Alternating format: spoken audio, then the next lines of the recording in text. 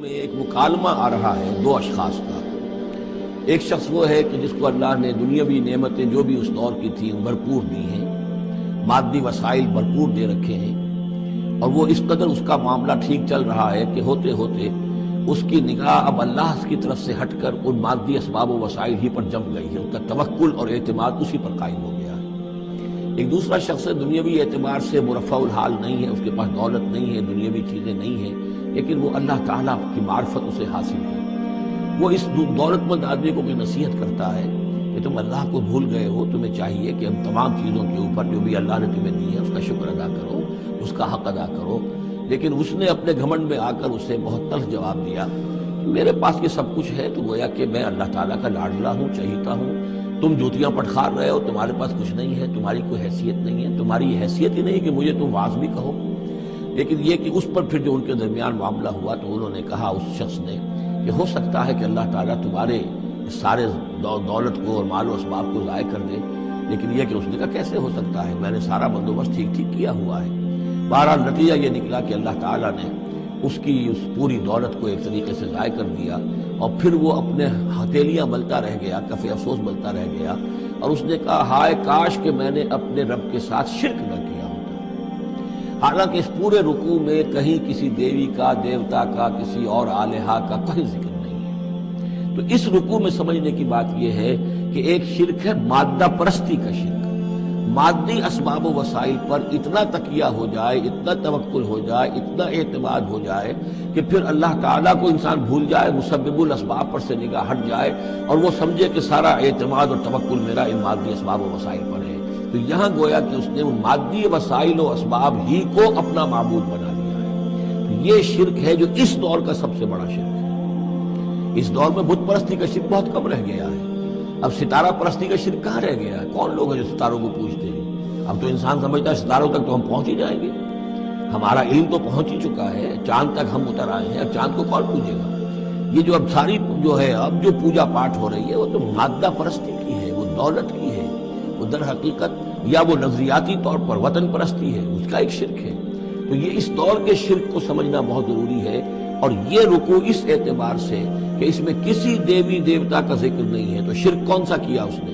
وہ شرک یہی ہے کہ اس نے دنیاوی مال و اسباب اور مادی اسباب و ذرائع کے اوپر اپنے سارے توکل کو جو ہے اس کے ساتھ منسلک کر دیا، یہی گویا کہ اس کو معبود بنا لینا ہے۔ وَاضْرِبْ لَهُم مَثَلَ الرَّجُلَيْنِ، ان کے لیے بیان کیجئے دو اشخاص کی مثال۔ جعلنا لأحدهما جنتين من عناب، ان میں سے ایک کو ہم نے دیے تھے دو باغ انگوروں کے، وحففناهما بنخل، اور ان دونوں کو گھیرے میں لیا ہوا تھا کھجوروں کے درختوں نے۔ اب دیکھیے کہ انگوروں کی بیلیں ہیں، اور چونکہ ادھر ادھر سے ہوا تیز نہ آئے تو کھجوروں کے جھنڈ جو ہے وہ چاروں طرف لگے ہوئے ہیں، تاکہ ان کے مابین جو اس کی انگوروں کی بیلیں ہیں وہ بڑی محفوظ ہیں۔ وجعلنا بینہما زرعا، اور ان کے درمیان کھیتی بھی تھی، یعنی یہ کہ اناج کا سامان بھی ہے اور انگوروں کی بیلیں بھی ہیں، اور یہ کہ کھجوروں کے درخت بھی ہیں۔ کلتا الجنتین آتت اکلہا، اور وہ دونوں باغات اپنا پھل دیتے تھے، ولم تظلم منہ شیئا، سال بسال پھل آ رہا ہے، سال ہر سال ہو گئے، ہر سال پھل آ رہا ہے، اس میں کوئی کمی نہیں کرتے تھے۔ جب یہ چیز چلتی رہتی ہے تو آدمی کا خود بخود ایک توکل جو ہے وہ اس چیز کے ساتھ وابستہ ہو جاتا ہے، وہ بھول جاتا ہے کہ اس کی اللہ تعالیٰ کے فضل و کرم سے ہے یا اللہ کے اذن سے ہے، بلکہ یہ کہ وہ انہی چیزوں کو سمجھ بیٹھتا ہے کہ یہ دائم ہے اور قائم ہے۔ وَفَجَّرْنَا خِلَالَهُمَا نَهْرًا، اور ہم نے ان کے مابین ایک نہر بھی نکال دی تھی، آب پاشی کا بھی پورا نظام موجود ہے۔ وَكَانَ لَهُ ثَمَرٌ، اور اس کے میوے بھی تھے، یعنی یہ بھی تھا کہ باغ جو ہے پھلا ہوا اس وقت، انگور بھی ہیں اور کھجور بھی جو ہے درخت جو ہے لدے ہوئے ہیں۔ اور ایک اس کا مفہوم یہ بھی ہے میرے نزدیک جو زیادہ راجح ہے کہ اس کو اولاد بھی اللہ نے خوب دی تھی۔ جیسے درختوں پر پھل لگتا ہے تو انسان کے لیے اس کی اولاد جو ہے اس کے پھل کی حیثیت رکھتی ہے، تو گویا کہ اس کو اولاد بھی ملی تھی۔ فقال لصاحبہ وہو یحاورہ، تو کہا اس نے اپنے ساتھی سے، ان سے وہ گفتگو کر رہے تھے، آپس میں گفتگو کر رہا، انا اکثر منک مالا واعز نفرا، میں تم سے کہیں بڑھ کر ہوں مال میں اور نفری میں۔ اب یہ نفری کے حوالے سے میں نے کہا نا لہو ثمر، اس کے بیٹے بھی تھے، اولاد بھی تھی، تو اس کے حوالے سے وہ نفری کی بات بھی کر رہا ہے، میرے بازو بھی بہت ہیں۔ ودخل جنتہ، اور وہ داخل ہوا اپنے باغ میں، وہو ظالم لنفسہ، اور وہ اپنے جان پر ظلم کر رہا تھا، یعنی اسی گمراہی کے اندر مبتلا تھا۔ قال ما اظن ان تبید هذه ابدا، انہوں نے کہا میں نہیں سمجھتا کہ یہ باغ بھی کبھی اجڑ سکتا ہے، کیا مجھے دھمکا رہے ہو کہ اللہ تعالیٰ جو ہے کہیں تم میری دولت سلب نہ کر لے؟ دیکھو میں نے کھجوریں کس حساب سے یہاں پر لگائی ہیں کہ کوئی اگر آئے بھی، کوئی باد سرسر آئے یا کوئی اور بھی ہوا کا تیز لو کے جھونکے آئیں تو وہ میری انگوروں کے بیلوں تک نہ پہنچے۔ یہ گویا کہ سینٹینلز کھڑے ہوئے ہیں، کھجور کے درخت جو ہیں وہ روک رہے ہیں۔ پھر میں نے یہاں پہ آبپاشی کا نظام ہے، میرے نہر چلی ہوئی ہے۔ ما اظن ان تبید هذه ابدا، میں نہیں سمجھتا کہ میرا یہ باغ جو ہے کبھی یہ کہ برباد بھی ہو سکتا ہے۔ وما اظن الساعة قائمة، اور یہ جو تم قیامت وغیرہ کی بات کر رہے ہو، اول تو میرا گمان نہیں ہے کہ کوئی قیامت کھڑی ہونے والی ہے۔ وما اظن الساعة قائمة، میں نہیں سمجھتا کہ یہ قیامت ہونے والی۔ ہاں ڈکوسلے سے ہیں، کچھ بڑوں سے سنا تو ہے، اور یہ کہ وَلَئِن رُدِدتُّ إِلَىٰ رَبِّي، اگر مجھے لوٹا ہی دیا گیا اپنے رب کے پاس، لَأَجِدَنَّ خَيْرًا مِّنْهَا مُنْقَلَبًا، تو مجھے وہاں لازماً ملے گا بہت بہتر لوٹ کر۔ اب اس کے اندر ایک فلسفہ ہے ان کا کہ جب اللہ نے مجھے یہاں دیا، اللہ کے وہ منکر نہیں تھے، اللہ نے مجھے یہاں دیا ہے تو اس کا مطلب یہ کہ میں چہیتا ہوں، لاڈلا ہوں، یا اللہ نے مجھے کچھ صلاحیتیں دی ہیں، میں نے بڑی عمدہ پلاننگ کر کے باغ بنائے ہیں، سارا اس کا بندوبست کیا ہے، تو یہ میری جو صلاحیت ہے، یہ اللہ کی دی ہوئی جو میرے اندر ہے، یہ جو خیر ہے، یہ کہاں چلا جائے گا؟ آخرت میں بھی مجھے پھر ملے گا اور اس سے بہتر ملے گا، اور تم جیسے یہاں جوتیاں پٹخار رہے ہو ایسے وہاں پٹخارو گے۔ وَلَئِن رُدِدتُّ إِلَىٰ رَبِّي، اگر بالفرض ہو ہی گیا ایسا، لوٹا ہی دیا گیا میں اپنے رب کی طرف، لَأَجِدَنَّ خَيْرًا مِّنْهَا مُنْقَلَبًا، تو اس سے بھی بہتر مجھے وہاں پر ملے گا۔ قَالَ لَهُ صَاحِبُهُ، اب اس اللہ کے بندے نے جو نیک بندہ تھا کہا اس سے، اس کے ساتھی نے، وَهُوَ يُحَاوِرُهُ، اور ان سے گفتگو کر رہا تھا، أَكَفَرْتَ بِالَّذِي خَلَقَكَ مِن تُرَابٍ، کیا تو نے کفر کیا اس ہستی کا جس نے تجھے مٹی سے بنایا، ثُمَّ مِن نُطْفَةٍ، پھر گندے پانی کی بوند سے بنایا، ثُمَّ سَوَّاكَ رَجُلًا، پھر تجھے ایک پورا انسان بنا کر کھڑا کر دیا۔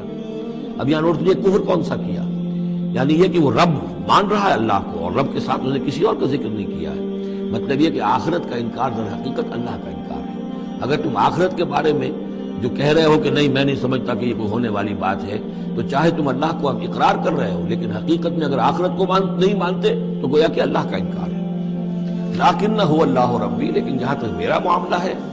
میں نے تو اللہ کو اپنا رب مانا ہوا ہے، وہی میرا مالک ہے، آقا ہے، وَلَا أُشْرِكُ بِرَبِّي أَحَدًا، اور میں اپنے رب کے ساتھ کسی کو شریک نہیں ٹھہراتا۔ وَلَوْلَا إِذْ دَخَلْتَ جَنَّتَكَ قُلْتَ مَا شَاءَ اللَّهُ، اور کیوں نہ ایسا ہوا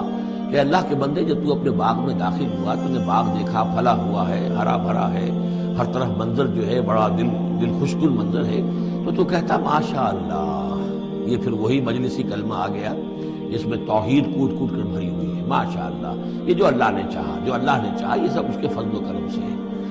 لا قوت الا باللہ، کوئی طاقت نہیں ہے اللہ کے سوا۔ اگر اللہ کی طرف سے یہ بات نہ ہوتی تو میرے اندر کوئی صلاحیت نہیں تھی، اللہ ہی کی ہے در حقیقت، یہ دین ہے اسی کی عطا ہے۔ ان ترن انا اقل منک مالا و ولدا، اگر تم دیکھ رہے ہو کہ میں تم سے کم ہوں مال میں بھی اور اولاد میں بھی، فعسى ربی ان یؤتینی خیرا من جنتک، تو مجھے تو اپنے رب کے بارے میں یہ یقین ہے کہ وہ جب چاہے مجھے تیرے باغ سے بہتر باغ دے سکتا ہے۔ وَيُرْسِلَ عَلَيْهَا حُسْبَانًا، اور تیرے باغ کے اوپر وہ کوئی اوپر سے کوئی لو کا جھونکا ایسا بھیج سکتا ہے، من السماء، آسمان سے، فَتُصْبِحَ صَعِيدًا زَلَقًا، کہ یہ پورا باغ جو ہے یہ جو ایک ایسا چٹیل میدان ہو کر رہ جائے کہ یہاں کوئی درخت رہے نہ بیلے رہے۔ معلوم ہوا کہ ہر چیز جب آنکھ کھلی گل کی تو موسم تھا خزاں کا، یہ ہو سکتا ہے، عین ممکن ہے۔ اور یصبح ماؤہا غوراً، یا اللہ آسمان سے کوئی ایسی نہ بھی بھیجے کوئی چیز بلا، تو اس کا پانی ہی جو تمہارا یہ جو چشمہ چل رہا ہے، وہ پانی ہی اگر زمین کے اندر گہرا اتر جائے، یہ چشمہ خشک ہو جائے، فلن تستطیع لہ طلبا، اور پھر تو پانی کہیں سے لا نہ سکے، تو یہ باغ خود بخود اچڑ جائے گا۔ یہ سارے امکانات ہیں، مسبب الاسباب نے تمہارے لیے اس وقت سارے اسباب جمع کر رکھے ہیں، جب چاہے گا ان میں سے کسی ایک سبب کی بھی اگر تناب کھینچ لے تو یہ سارا معاملہ جو ہے یہ تو شیش محل کی طرح کا ہے، ایک ہی جو پتھر ہے وہ اس سب کو چکنا چور کر دے گا۔ وَأُحِيطَ بِثَمَرِهِ، معلوم ہوتا کہ وہ بہت ہی کوئی اللہ کا پہنچا ہوا شخص تھا، جو اللہ کا دوست تھا، اور اس کا دل دکھایا اس شخص نے، جس کو تانا دیا اسے انا خیر من انا اکثر منک مالا و ولدا، تو اس حوالے سے اس کا دل دکھا ہے۔ اور یہ جان لیجئے کہ کسی اللہ والے کا، من عادى لي وليا فاذنته للحرب، تو ایک حدیث قدسی ہے، جو شخص میرے کسی ولی کے ساتھ دشمنی کرے پھر میری طرف سے اس کے خلاف اعلان جنگ ہے۔ تو اس نے چونکہ یہ دل دکھایا ہے، اور فارسی کا ایک شعر بھی بڑا مزیدار ہے کہ ہیچ قوم را خدا رسوا نہ کرد تا دلے صاحب دلے نامد میں درد، کسی صاحب دل کے دل کو ٹھیس لگتی ہے، درد اس کے اندر پیدا ہو جاتا ہے، صاحب دل کو اللہ کی محبت اس کے دل میں ہو اور اسے ٹھیس پہنچے تو تا دلے صاحب دلے نامد میں درد ہیچ قوم را خدا رسوا نہ کر، قومیں بڑی رسوا ہو جاتی ہیں کسی ایک اللہ والے کی کہ دل جو ہے اس کی دل کو اگر تکلیف پہنچے تو وہی تب ہمارے ہی اس کا سارا ثمر سمیٹ لیا گیا، اللہ تعالیٰ نے جو کچھ اس کو دیا تھا وہ سلب کر لیا، باغ بھی ختم ہوا، اولاد بھی ختم ہوئی۔ فَأَصْبَحَ يُقَلِّبُ كَفَّيْهِ عَلَىٰ مَا أَنفَقَ فِيهَا، تو وہ رہ گیا اپنے ہاتھوں کو ملتا ہوا، اپنی ہتھیلیوں کو ملتا ہوا، جسے ہم کہتے ہیں کفِ افسوس ملنا۔ يُقَلِّبُ كَفَّيْهِ عَلَىٰ مَا أَنفَقَ فِيهَا، جو کچھ اس نے خرچ کیا تھا، انویسٹ کیا تھا، محنت کی تھی، کتنا عرصہ لگا تھا اس باغ کے پلاننگ میں، باغ کو اس نے لگایا تھا، کہاں کہاں سے پودے لایا ہوگا۔ ما انفق فیہا وہی خاویۃ علی عروشہا، اور وہ باغ جو ہے گرا پڑا ہوا تھا اپنی چھتریوں کے اوپر، کیونکہ جو انگور کی بیلیں ہوتی ہیں، وہ ٹٹیاں ہوتی ہیں، چھتریاں ہوتی ہیں، وہ سب اوندھی پڑی ہیں۔ وَيَقُولُ يَا لَيْتَنِي لَمْ أُشْرِكْ بِرَبِّي أَحَدًا، اور اس وقت وہ کہہ رہا تھا ہائے میری شامت، کیا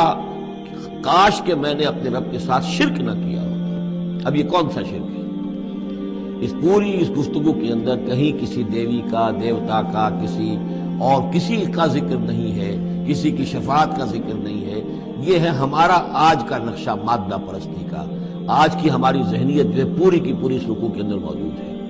وَلَمْ تَكُنْ لَهُ فِئَةٌ يَنْصُرُونَهُ، اور نہ ہوئی پھر اس کی کوئی جماعت، کوئی اس کی فوج ہوتی جو اس کی مدد کرتی من دون اللہ، اللہ کے مقابلے میں۔ وَمَا كَانَ مُنْتَصِرًا، اور نہ ہی وہ اس قابل تھا کہ کسی سے انتقام لے، کس سے انتقام لے، سارا فیصلہ تو اللہ کی طرف سے ہوا ہے۔ هُنَالِكَ الْوَلَایَةُ لِلَّهِ الْحَقِّ، یہاں تو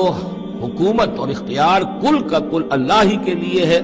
سچے اللہ کے لیے جو الحق ہے۔ یہ ولایا ہے واو کے زبر کے ساتھ۔ والی کہتے ہیں حاکم کو، مالک کو والی، والی سے ولایا بنتا ہے۔ ولی کہتے ہیں دوست، پشت پناہ، اور اس سے ولایا بنتا ہے، ولایت باہمی۔ اللہ ولی الذین آمنوا یخرجہم من الظلمات الی النور، اور الا ان اولیاء اللہ لا خوف علیہم ولا هم یحزنون، یہ ولایت ہے واو کے زیر کے ساتھ۔ اور والی ہونا کسی کا، فلاں ملک کا والی فلاں تھا، یعنی وہاں کا حکمران تھا، بادشاہ تھا، تو یہاں کی بادشاہی، یہاں کا اختیار، ہنالک الولایۃ للہ الحق، کل ولایت اللہ ہی کے حق میں ہے۔ هو خیر ثوابا و خیر عقبا، یقیناً وہی بہتر ہے انعام دینے والا، اور وہی بہتر ہے نتیجے کے اعتبار سے، عاقبت کے اعتبار سے۔